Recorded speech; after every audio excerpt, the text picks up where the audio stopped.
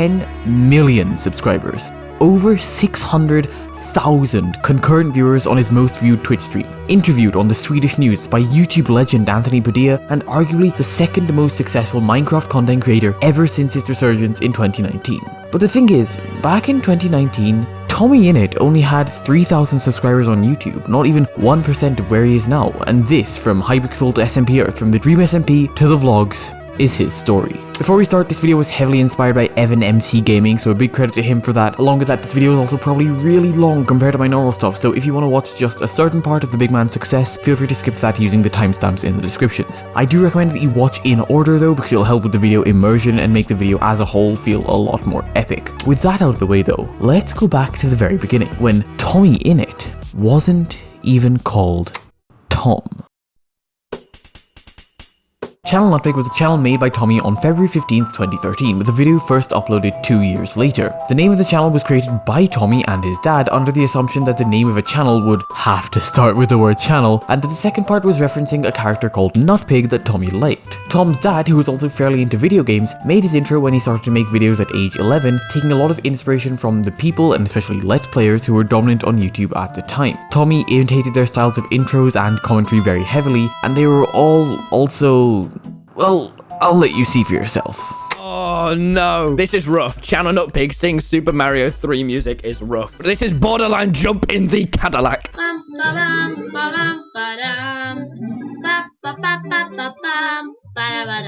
on, man. This is rough. This is rough.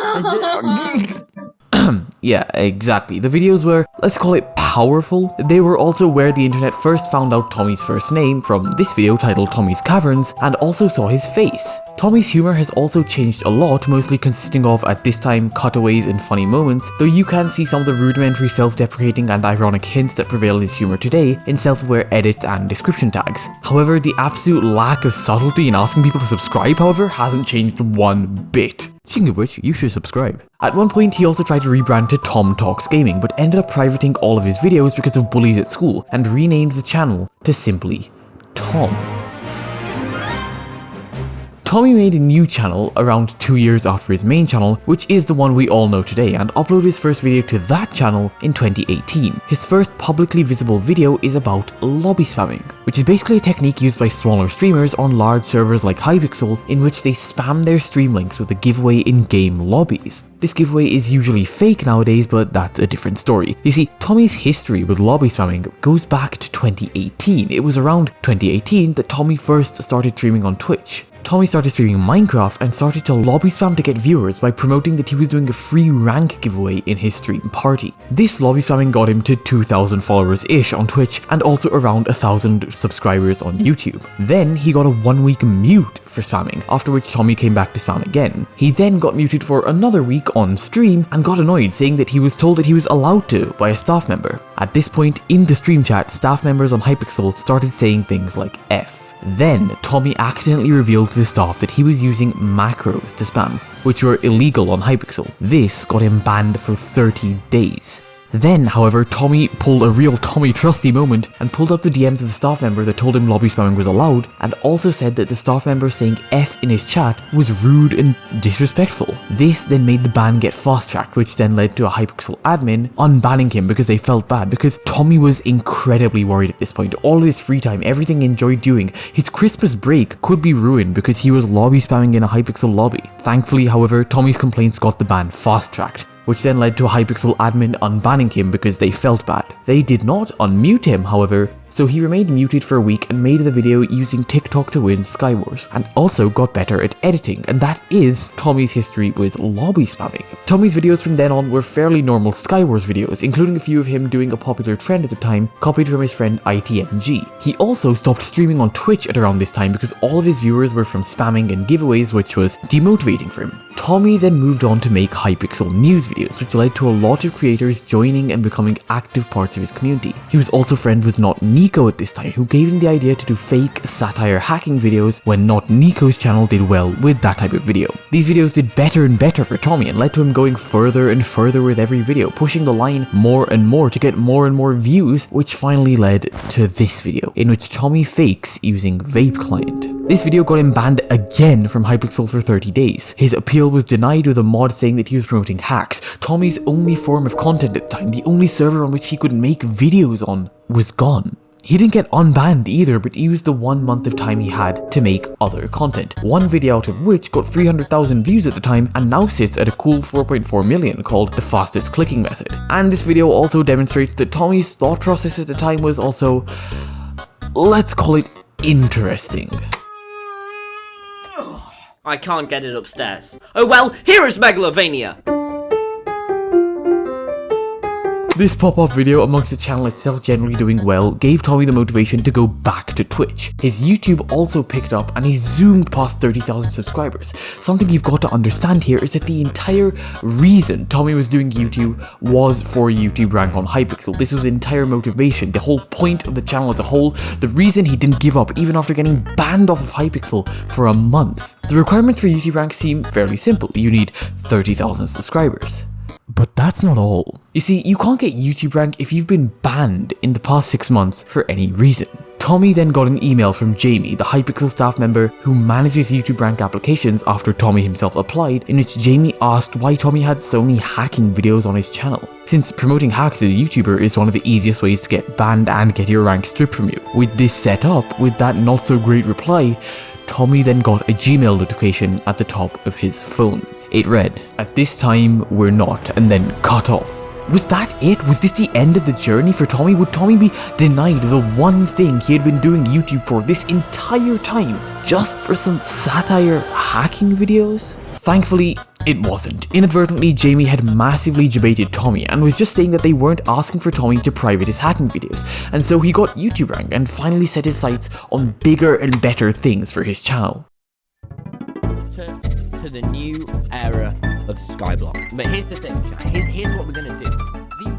Skyblock videos were a new era for Tommy's channel. His very first Skyblock video was a compilation of funny moments from a stream he did with Tubbo, and these videos did extremely well by his standards back then, and catapulted him to a lot more success within the Hypixel Skyblock community. Technoblade has also started making Skyblock content at this time, and since he was still quite popular from Minecraft Monday, the community was booming. Tommy started several bits in this time, such as hyping up what he called Jerry Coin, which was a bit blatantly stolen from JSchlatt, but based off of Schlatt Coin, and this Minecraft cryptocurrency will become somewhat important later on. Now let's talk about what happened afterwards though, which is something that would change everything about Tommy's content.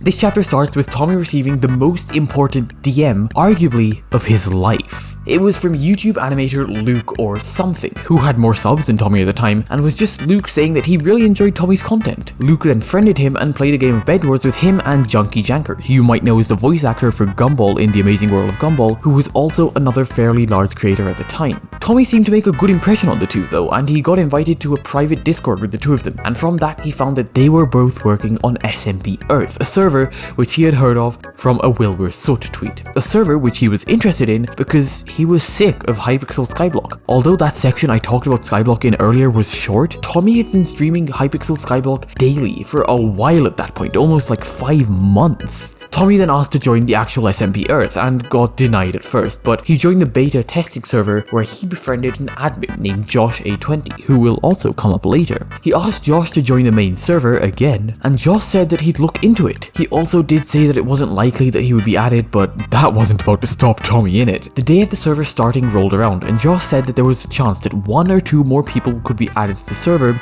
including some of the Soot House boys. Tommy then decided to try and go live to show that he could get a lot of viewers to get on the server, and went live on YouTube rather than Twitch to try and help this, with the title The Grand Unveiling of Jerry Coin, to try and boost it as much as possible. With all of these factors, Tommy managed to hit 3,000 viewers in just 20 minutes, and he told Josh of this because at the time this was a big achievement for anyone in the Minecraft space. One of the biggest Twitch streamers, Wilbur, was averaging 5,000 to 7,000 viewers, so just the number 3,000, even if it was on YouTube compared to Wilbur's on Twitch, was fairly big, and because it was such a big achievement, Josh said he would DM Wilbur. Wilbur reviewed Tommy's channel, and then Tommy was officially added to SMP Earth, after which he hastily ended stream and plugged his Twitch to get ready for his first stream on SMP Earth. I'm gonna find it. I'm gonna scare them.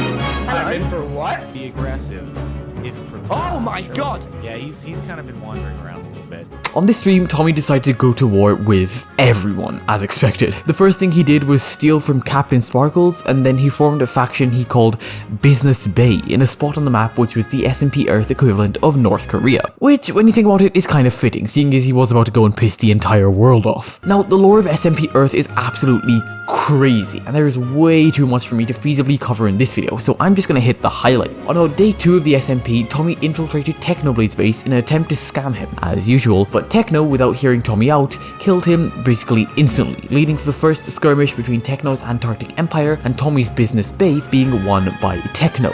It was also on this day that Tommy, Wilbur, and Charlie Soot formed the fateful alliance doomed to fail, known as the Cumin Squad. It was originally named the Cummy Squad, but then was renamed to Cumin Squad because of minor things and Wilbur being an adult man. Tommy was then inspired by Wilbur and started building a bridge across the Pacific and called it the Business Bridge. He then managed to pull off his first notable scam on the server, selling a rabbit's foot to Roasted James for 27 blocks of emeralds, and this led to James saying this to Tommy later. Sorry, I'm used to living the bad boy's life. Yeah. It's alright, man. You don't have to be the bad guy. Little did James know just how wrong he would be proven. The Technoblade Wars were Tommy's biggest conflict on the server, ever, period, full stop. It was Tommy and his allies at Business Bay versus the biggest powerhouses on the server, some of the most skilled and powerful and influential Minecraft players of all time, with the likes of Wilbur and Filza led by Tommy's childhood hero and also one of his biggest enemies, Technoblade. We start with the Battle of the Bridges. Tommy was given a hit to kill Filza, and he sweet-talked voiceover Pete and paid Techno to try and mitigate any risks that might happen from taking this hit. On the way there to kill Filza, Tommy broke Techno's bridge as a form of defense, which caused Techno to declare war on him, after which he was killed pretty much instantly. On returning, there was barely any time before the situation devolved and Tommy had to start running, flying away in a plane with Techno hot on his wheels before the blade finally gave up. It wasn't a retreat though. Instead, Wilbur, who had previously been in an alliance with Tommy with the Cumin Squad, told Techno about Tommy's bridge, and Techno decided to get revenge on him in a different way. The two then hunted Tommy down at his home and engaged in a fight with him, which Tommy lost. Tommy then respawned and demanded a duel with Wilbur for honor because he had been betrayed by him. Techno thus agreed to stay out of this duel, but both Wilbur and Charlie Soot, who were the other members of the Cumin Squad, ended up battling Tommy and besting him, killing him in combat. Tommy, being all out of options, started to try and use Business Bridge to try and run away and get to Wilbur's base to try and gain an advantage or some leverage, but he was quickly cut off by both Techno and Wilbur. Peace talks after this stalemate broke down, and the Battle of the Bridges ended with a win for the Antarctic Empire and Wilbur, and the war still raging. Tommy then tried to kill Techno in the second skirmish of the Technoblade Wars by setting up a trap in the African desert, which belonged to Techno, and tried to use entity cramming to kill him. Tommy then went to Techno's base and died a few times to try and catch him off guard with the trap, and then Techno was lured to the desert where the trap was, which Tommy masked as a peace tribute. The trap failed miserably, with Techno seeing right through it and Tommy being forced to call his allies. A PvP duel ensued, which Tommy lost again. There was a treaty, which Tommy was forced to sign as Business Bay, with dozens of server members surrounding him. This then led to Business Bay being neutral with the Antarctic Empire on paper, but tensions were still brewing. However, before the finale of the war with Technoblade, Tommy did one last thing. He went to war with God on SMP Earth. Well, that was a bit dramatic. He went to war with the admins. After they came to his shared base in Business Bay and started messing with him a bit, Business Bay declared war on Josh 820, remember? One of the main admins of the server. Initially, Josh was in survival and Tommy managed to kill him and looted from his body a stick enchanted with knockback 70. That's right, knockback 70. After this, the group managed to get Josh low a few times, but the admin always teleported away or turned invisible every single time he was close to death. Beating him seemed impossible, as it should be, right? Even with Time Dio on your side, how do you kill God? Well, first you get him to agree to stop going into creative, and then you wail on him with everything you've got. After minutes and minutes of constant fighting and crit chaining, Tommy finally landed the killing blow on Josh, killing God and winning SMP Earth's God War. And finally, this led up to the most important war that Tommy fought on SMP Earth. The finale to the saga of his wars against Technoblade. Tommy needed revenge, so he decided to try and steal the one thing that Techno couldn't replace, the Blood God's most prized possession. His dog, Floof. When their initial plan to break into Techno's house failed, Tommy tried to glitch in with a plane, and this worked, but Techno was waiting inside and he managed to kill Tommy almost instantly. Tommy then realized that trying to engage Techno in combat would be futile, and that the only way he would be able to win this encounter would be to rely on his skills of negotiation, or as he called them, Business! This was so I could get into Technoblade's room and take his dog, Floof. This managed to get Tommy into the bunker, but there was no way he would be able to get out with Floof in hand, which left Business Bay with only one option: kill Technoblade's dog. Tommy couldn't bring himself to kill Floof, so Dio did it instead, and in doing so, they angered Technoblade in an irreparable manner. The Blood God would never look at them in the same way, ever again. Tommy and Dio were now trapped in the Antarctic Empire's base since they couldn't break blocks, and 3 of the best players in the game were hunting them down. Techno, who was a Minecraft Monday winner multiple times, Salcy1, who's a notorious 2v2p player and one of Minecraft's oldest veterans, and Phil, who, as you all know probably, survived 5 years in hardcore. They were getting spawn killed over and over again, having set their spawn inside the base until, miraculously, an admin broke the bed inside Techno's base, freeing them from the trap and letting them escape near scot-free from the encounter. Techno and the rest of the Antarctic Empire was enraged and approached the bay with the intent of taking compensation by force, a fight which finally ended in a lose-lose on both sides, with Tommy being forced to pay Techno $100,000 of in-game currency and having lost all of his faction power thanks to repeated deaths, and Techno's dog still being, well, dead. But that's not the takeaway from this segment of the video, dear viewer. In fact, the takeaway is this. There is a clip published of Technoblade Getting forward of wall saying 2. I should find Tommy was the villain, game. and that's why he's my hero. So Tommy was Techno's hero because he took the fall and was Techno's villain, letting him make this kind of content. But how would he get Techno's audience, and thereby his audience, to stop seeing him as just another annoying kid? Well, that leads me on to the next segment of this video, MCC.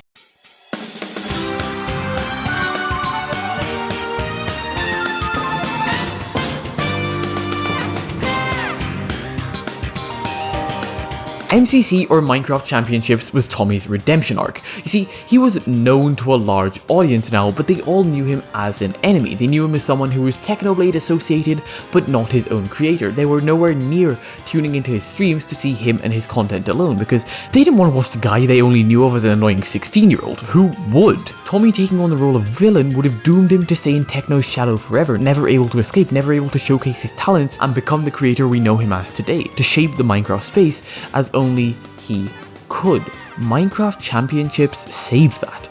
Although Tommy was doing well in MCC 1, 2, and 3, the real important tournaments, the one which set him apart from the rest and really realigned his trajectory as a creator, those were MCC 4 and MCC 5. How, you ask? Well, let's start with MCC 4. The spark in MCC 4, the thing that made it such a prime team for Tommy to break out with, was that he was teamed with the people we now call the Sleepy Boys. The 3 of them, Techno, Phil, and Wilbur, were the only members of the group at the time, but crucially, they were the ones who were overshadowing Tommy to the largest extent. This meant by being on the same team, MCC4 recontextualized Tommy to the minds of those millions and millions of viewers. It made them doubt and question that ingrained idea in their head of Tommy being the villain, of Tommy being the enemy, and gave him a clean slate, a blank jumping off point in the eyes of this massive audience with which he could either make or break his image. And make it, he did. Hello, Catherine. Okay. If you'd... Oh! Just killed a woman. Feeling good. What was that? Where's the other one? Come on, Phil.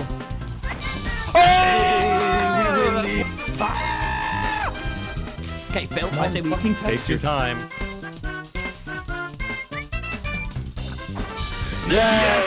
But wait, rewind. How did Tommy do so well at breaking this image? I mean, Wilbur even said this after Sky Battle. Sorry.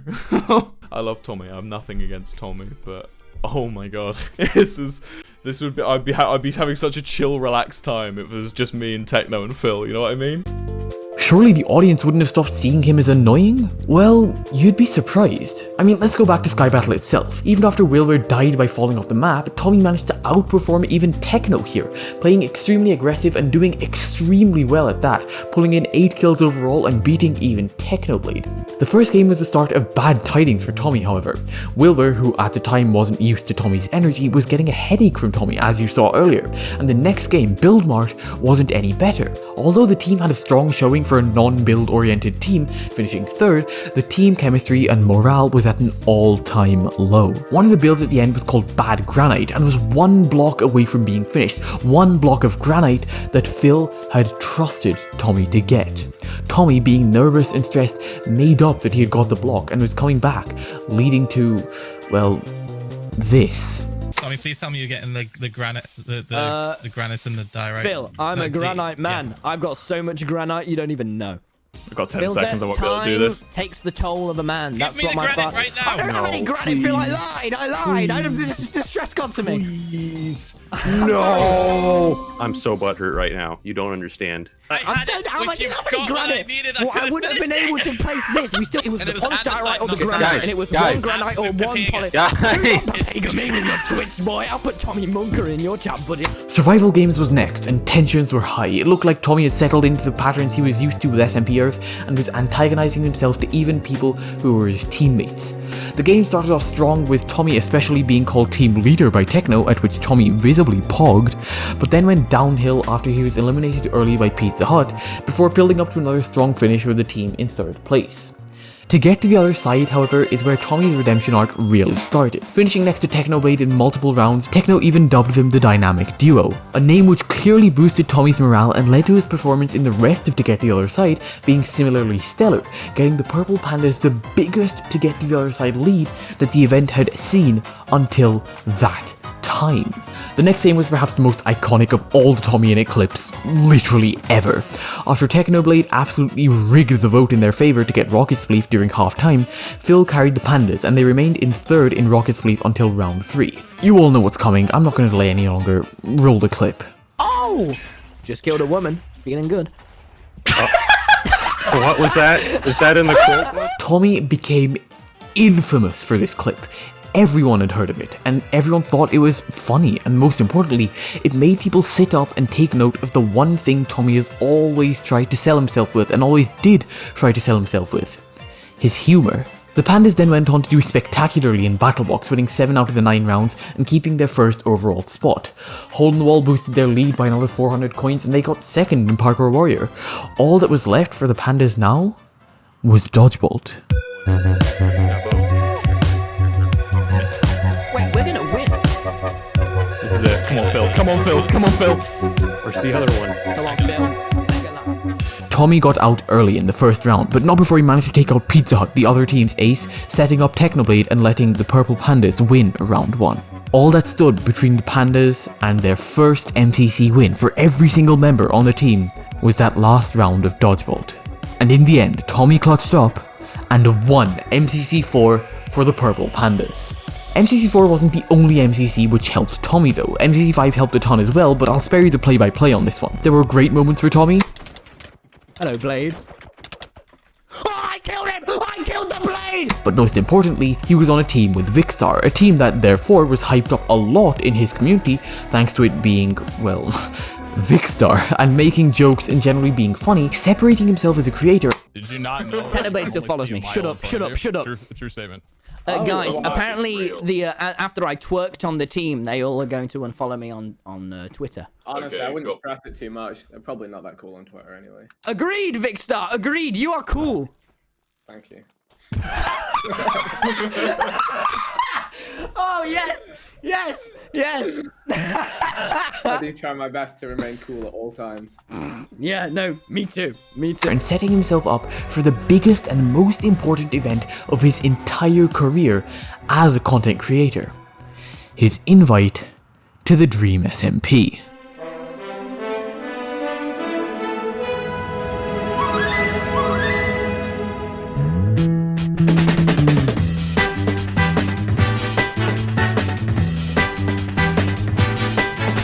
Yes! I have not penis in my hands. That. Okay. Okay, so really quickly here, because this is the channel that it is, I know most of you know the lore of the Dream SMP at this point, and if not, I've got a bunch of videos on my channel explaining it. In this section, I'm just going to talk about the most important moments play by play here, and summarize the rest, so reminder that there are timestamps in the description. Tommy joined the Dream SMP and ironically was almost immediately exiled by Dream, which will again become ironic later. After this, Tommy messed around on the server a bit and fatefully managed to get his hands on arguably the most important items in the Dream SMP lore, 2 music discs, Cat and Melahai. Discs which would motivate and drive Tommy and the plot and the lore of the server on for nearly a year. Discs which Tommy's character would live and die for. Tommy listened to these discs for the first time with Tubbo on a bench gazing into a sunset, and thus cemented their emotional value to him as a character. Then, war broke out on the SMP, specifically a war involving the burning down of Ponk's lemon tree, and Tommy, getting involved in this war, killed Dream and took the man's items. In retaliation, Dream ransacked Tommy's house for the discs and started what is now known as the Disc Saga, a series of 3 individual skirmishes which took place in and around the developing and barely built upon SMP, from outside Ponz's house in a build battle to near where Tubbo was building his first house. The saga ended, for then at least, with Tommy managing to finally wrest the discs from Dream's grasp and running for well over 7 minutes with Dream hot on his tail, frantically gathering the materials needed to make an ender chest and triumphantly stuffing the discs in it, safeguarding them from Dream forever. Or so Tommy thought. But we'll get to that later. Wilbur and Schlatt were both then added to the SMP and walked around for a while with Tommy, who was in awe as expected since Schlatt was like his childhood hero. But after drama and a trending tag on Twitter, Schlatt was banned from the SMP and Wilbur then quit on principle. Will did lock back in a few days later though and tried to talk Tommy into starting a drug empire with him, an empire which Wilbur hastily reformed into a country after outside pressure, dubbing it Manberg, a twist on Tommy's initial suggestion of Mantopia with a L added to make it sound more European. Dream was enraged by this and declared war on the newly formed faction. We are at war. We will burn down your houses, we will kill everything inside your walls, and we will take back the land that is rightfully ours. And we have no mercy! No mercy for you! What is the meaning of this? Looking at we've got a little bit of a armor and weapon discrepancy. The day of the war came, August 2nd, and we all know what happened.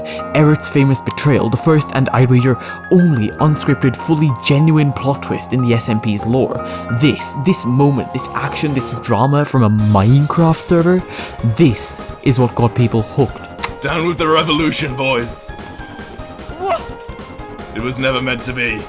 After the betrayal, Manberg definitively lost the war, and Tommy challenged Dream to a duel for one of the discs in exchange for Manberg's freedom, a duel which he lost, after which he gave Dream both of his discs back again in exchange for Manberg's freedom, in exchange for this dream that Wilbur had sold him. Tommy then continued to fight with Dream for his discs back, and after Dream's horse died, Skeppy somehow got involved in the conflict, did a little trolling, and managed to trade the leather remains of Dream's horse for one of Tommy's discs. After that, this happened. Dream. No, my friend, don't get hit by a train, Dream. Oh! And naturally, more war ensued. Next, Wilbur was getting paranoid in Manberg about power and decided to hold a rigged election to consolidate his power. This fell flat after their endorsement, Schlatt, who got unwhitelisted for that reason only, turned on them and started his own party, forming a coalition with Quackity and winning the election by just 1% of the vote. Tommy and Wilbur then formed a new rebellion faction while banished, which they called Pogtopia, and managed to recruit the blood god himself, Technoblade, and also got Tubbo on their side as a spy. This banishment made Wilbur start to spiral, wondering whether he was actually the villain of the story he tried so hard to be the hero of, whether his leading role was actually of the antagonist, whether every word he'd said to sell his friends on the idea of Manberg was now doomed to be a cruel, cold-hearted lie. This thought pattern made him want to blow up Manberg, and he almost managed to do so when he snuck into the Red Festival later with their newest recruit, Technoblade. The button was gone, however, and the festival, which was held by Schlatt as a show of power, ended in Techno being forced to kill Pogtopia's spy, Tubbo, in front of the entire server. Seeing Techno kill his best friend in plain daylight sent Tommy into a rage, and the two settled their differences in the pit at Pogtopia via a fistfight, with Tommy losing but still harboring some resentment towards Techno. Nikki, Quackity and Tubbo then joined the rebels after the events of the Red Festival, and the group together on the 16th managed to finally defeat Schlatt, who died in Manberg's van to a heart attack. Wilbur, however, managed to finally carry out his plan and blew up Manberg, being immediately killed by his father, Phil, after Will begged him to do so. After this, the SMP entered a new era, with notable names such as Ranboo joining the roster. Tommy gave Tubbo his only remaining disc and then proceeded to burn down George's house with Ranboo. Dream jumped on this opportunity and forced Tubbo to exile Tommy for instigating conflict against the greater Dream SMP, or risk being attacked by their full forces, and having recently taken up the mantle of president, Tubbo exiled Tommy. Just like the start of the server, Tommy was exiled. This exile led to Tommy and Tubbo falling out, while Tommy and the ghost of Wilbur, called Ghostbur, built a place called Logstedshire in exile. While in exile, Dream abused and emotionally manipulated Tommy to an extremely harmful degree, pretending to be Tommy's only friend and emotionally and physically isolating him from every single other member of the SMP. People tried to help Tommy, sending him gifts, and with Ranboo even setting up a secret mailing system, but Tommy refused to accept what he saw as petty gifts. He also tried to host a beach party to try and get his friends to attend, but when Dream intercepted all the invitations, no one arrived, and Tommy was well and truly under the Green Bob's power, miserable, and out of control. Tommy then tried to hoard some items away from Dream to have some aspect of his life not controlled by the man, but Dream found them and got mad, blowing them all up. This was the final straw for Tommy, who ran away from exile as fast as he could and hid in Techno's house, stealing and scavenging from the Blood God's scraps to stay alive. Techno and Tommy then teamed up to try and destroy Manberg and get Tommy's discs back, although neither really wanted to do what the other did, with Techno protecting Tommy from Dream along the way. After these events, there was another festival, during which Dream managed to get a hold of both the discs by trying to blackmail Tubbo, and Tommy then betrayed Techno to join his arch-nemesis, Tubbo's side. Techno has always hated the government, and now the man he had stuck his neck out for, the one character he was getting close to apart from Phil, had turned on him and joined the government. Agreeing with anger and a surprisingly cold clarity to his actions, Dream and Techno then teamed up and once and for all completely eradicated what was left of Manberg. Devastated by this loss, but knowing that the war was far from over, Tommy prepared himself to fight for his discs one last time. Dream gave both Tommy and Tubbo an ultimatum, and they arrived at Dream's lair, hidden far away in the mountains, filled to the brim with people's valued possessions and items. Dream threatened to kill Tubbo just to mess with Tommy and finally gain control over the one person who had never wanted to follow his rules. It seemed like all was lost, with no armor, no way to secure the disc without Tubbo being killed, no escape. It was exile all over again, but 10 times worse.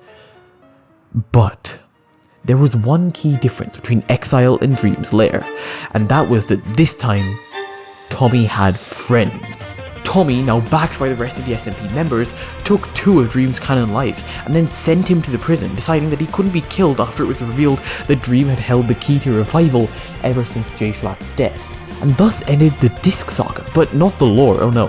You see, Tommy still needed closure. He had been tormented by the man for months on end, and he needed some way to finally put an end, a stop, a close to that chapter of his life, and so he visited Dream in prison. And this went swimmingly the first time around, but the second time, not so much. This is it. Right? Goodbye. What the fuck was that? Let me crank up the... What the fuck was that? As you can see, there was a security breach while Tommy was in the prison, and Sam, the warden, was forced to put the prison on lockdown and keep Tommy trapped in the cell with Dream indefinitely while he figured out the cause of the mysterious explosions. While stuck in prison with Dream, Tommy doubted the revive book was real, causing Dream to finally snap and kill Tommy, and then, to prove his point, to revive him using the powers of the book mentioned earlier. While dead, though, Tommy was able to talk to Wilbur, who had died previously, as the place of death on the server is a limbo of sorts, a purgatory which takes a different form for each member. Tommy was shook by what he saw of Wilbur and vowed never to revive him, saying that revived Wilbur would do much worse than anything the previous Will had ever done. Tommy then tried to break into the prison with Ghostbur, using the kindly ghost as a front, but this backfired in a huge manner. Dream managed to get his hands on Ghostbur and revived Wilbur, a man who was much more likely to free Dream than the kindly and amicable Ghostbur. Wilbur, on revival, got to work immediately and recruited Tommy into a new nation built in direct opposition to the country that Quackity and Awesome Dude were cultivating, named Las Nevadas. And that is where the lore stands today. Now that just scratches the surface of the current plotline in the SMP and also brings me to my next point. The Dream SMP was intense, it was non-stop action, it felt like the quality could never drop, and that's why we're going to slow down for just a second and move on to the next chapter of this video.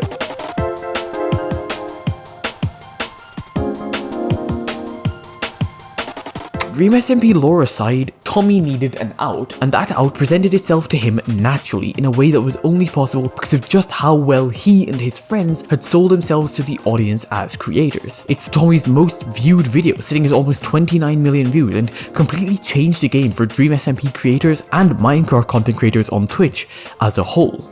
Tommy's first ever vlog with Wilbur. To put the sheer scale of the success of this video in perspective, let me play a tiny clip from the start of the video for you. They'd let me go with them. I mean, that's all I needed. I went to meet Wilbur. I'm a vlogger now. I even own a gun! Tommy was at 600,000 subscribers at the time, and in less than 2 weeks, the video had garnered about 2.1 million views. I couldn't get the 24-hour views for this video, but Tommy did say this later. Do my main stuff. Yeah, because the vlogs are like the one vlog I've done was my best performing video by like crazy amounts, and it was the most fun I've had making a video. It's kind of all I want to do.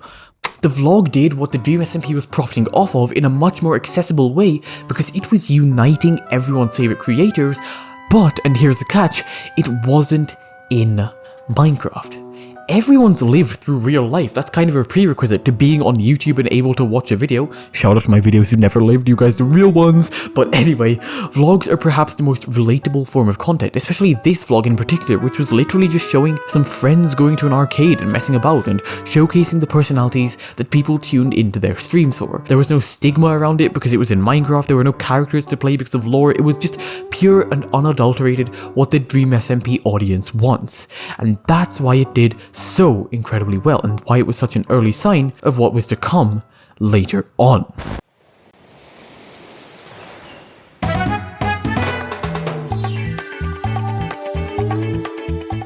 But we can't get to what is arguably the best and most refined form of TommyInnit content just yet, oh no, because there's a whole other era of the man, can I call him a man? He's 17. The boy's career to cover. The mod videos. You see, Tommy has always been incredibly diverse in terms of his social media platforms with Twitch, Twitter, Discord, YouTube, Reddit, the list goes on.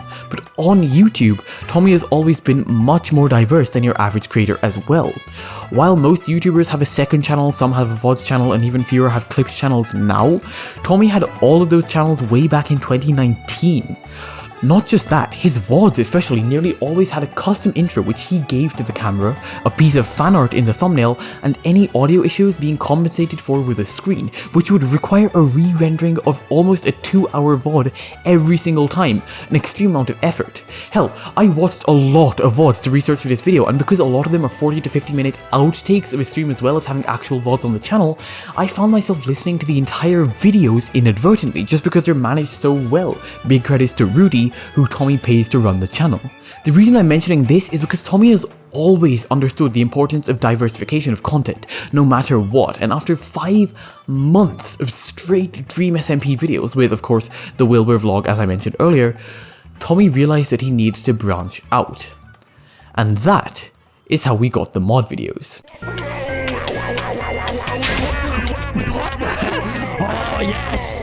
Ah! Fire! How are you shooting explosive balls?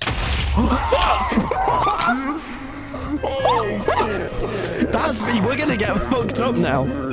We're gonna get fucked up by the cops, you know that? Tommy had grown to size now where he could create his own niche on YouTube. He didn't have to stick to Minecraft Butts or the Dream SMP because people cared about him and his comedy that much more than the actual topic of the video, and as Tommy himself says, "What do you think sets your Minecraft content apart from others and has allowed you to rise to the top?" Really focusing on the comedy. What if we just focused on the funniness of it and not really the Minecraft? His comedy is what got him famous, and the Dream SMP as a medium for that comedy was getting stale, was getting old for Tommy at least. It had all already been done before. Minecraft as a vanilla game thereby had become stale, and so Tommy switched to the obvious choice. Modded Minecraft. Noticed that when I was doing Dream SMP for ages, and I made one of the funny Minecraft mod videos, like the first one, and it performed way better. And I'd had this idea for like 6 months, and I just tried it and titled it what I thought. Like I had no idea if it'd do well or not. The Minecraft modding community is massive, and there are virtually infinite mods out there for hundreds if not thousands of different scenarios, and with Minecraft being such an expressive medium through which almost any idea can be done, it meant that because of the people he had in the video being so skilled at improvisational comedy or bringing something else just as important to the video to the table, having these endless scenarios meant next to endless, well, funny videos, endless good content that could change and adapt to nearly any trend. As you saw from that clip earlier, Tommy posted one mod video while he was still deep in Dream SMP content, and the fact that it performed so incredibly well compared to his Dream SMP videos was probably Tommy's signal for branching out as massively as he did, branching out which continued even further and yet again with even more diversification. You know what's coming now, let's get into the final chapter of this video, the vlogs.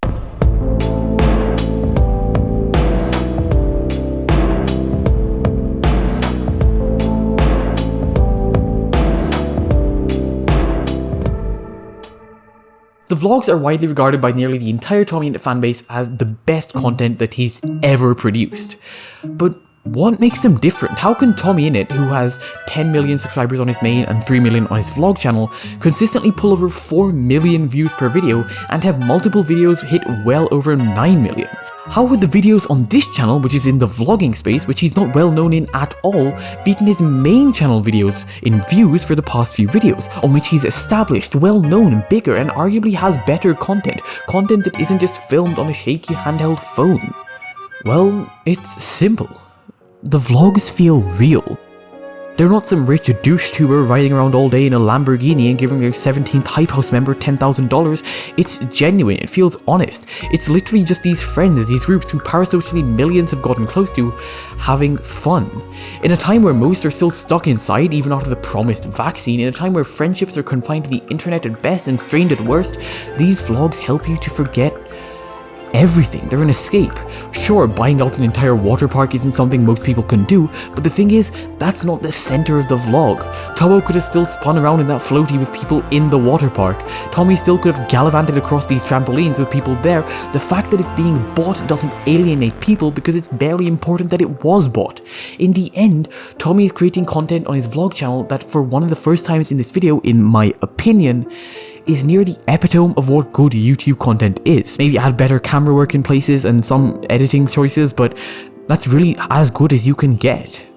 And that's where we are today. That, dear viewer, is the legend of TommyInnit. Normally I would end this video off with a cutoff to try and up viewer retention, but hey, this video is super long anyway, and if you stuck around this far, I really appreciate it if you just kept listening for just a bit. If you did enjoy the video, please consider liking it to push it out to the algorithm more. It took a lot of time to make. And also show some love to both Ted the editor and Ruby, who helped with the script, down in the description because they're awesome. With that, have a great day or night, and I'll see you later.